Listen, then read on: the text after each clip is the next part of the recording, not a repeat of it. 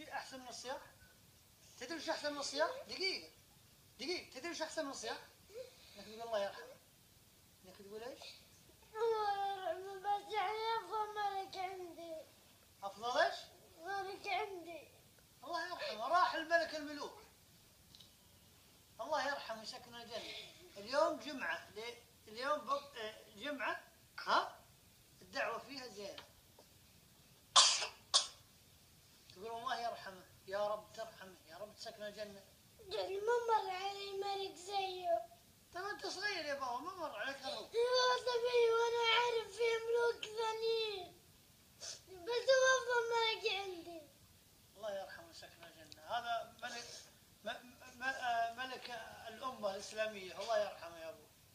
كلنا احنا حزنين عليه. بس انتم وضعكم مو زي وضعي، انتم ما